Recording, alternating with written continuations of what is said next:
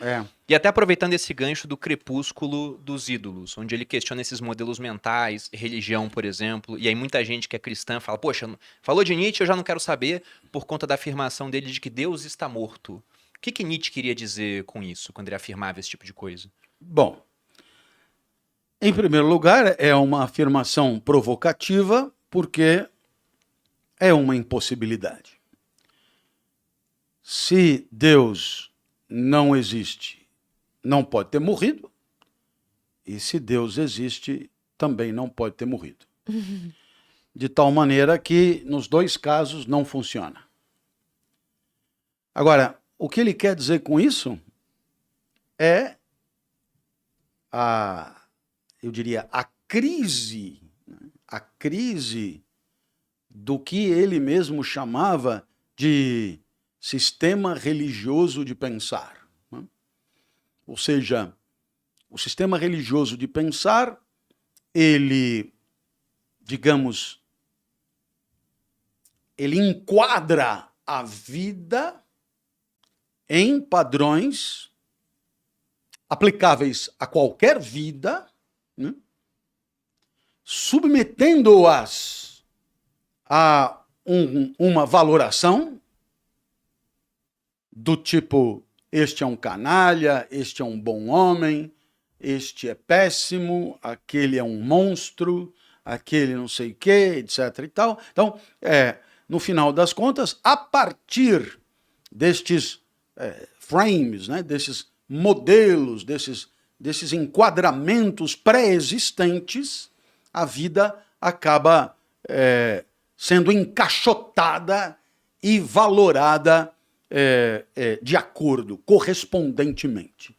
Então, você dizer que Deus está morto significa denunciar a falência desses modelos, a falência do niilismo, a falência do absoluto, em nome eu diria, do apogeu, em nome da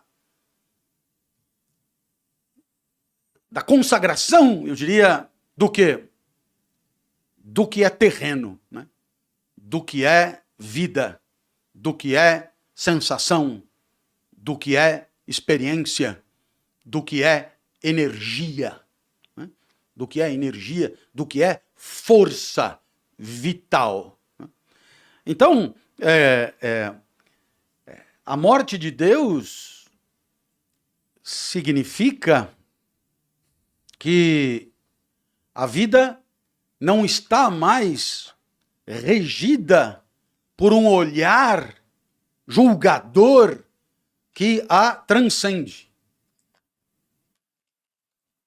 E é um pouco essa a ideia. Espero que você tenha entendido. Perceba que, no final das contas, não importa muito o livro que você for ler, existem algumas ideias que estão presentes em toda a obra. Né? Em toda a obra. E que são abordadas, evidentemente, de acordo com o tema ali tratado, mas sem essas ideias fundamentais, a gente não consegue avançar. Então, Nietzsche, ele no final das contas, ele é o defensor de um certo jeito de entender o mundo dos viventes, né, a partir da sua imanência. Ou seja, a avaliação da vida pela vida. Né, e não em função de um ideal de vida. Não em função de uma vida perfeita. Modelo esse aplicável a qualquer um. Não. A avaliação da vida, ela é ultimada por ela mesma. E, portanto, ela deve servir a ela e só a ela. E o que é mais interessante, a ela e só a ela, e no momento em que ela se encontra. Quer dizer, aquilo que eu usei para valorar a minha vida hoje já não servirá muito amanhã. Por quê? Porque são instantes incomparáveis, são instantes únicos. Daí, inédita pamonha, como poderia ser inédito qualquer coisa. Cada instante da vida, cada instante da existência resulta de uma equação de forças irrepetível, irrepetível. Portanto, chamar o professor que veio aqui falar dos estoicos para falar de Nietzsche e esperar uma espécie de continuidade, repetição, identidade ou igualdade é desconsiderar o trânsito e o fluxo do mundo da vida, né? E o seu ineditismo radical, Portanto, é preciso atribuir valor à vida a partir dela mesma. E você me perguntará, como fazer isso? Como fazer isso? Porque, né, você pode chegar e falar, deixa eu dar uma nota para o professor Clóvis nos Sócios.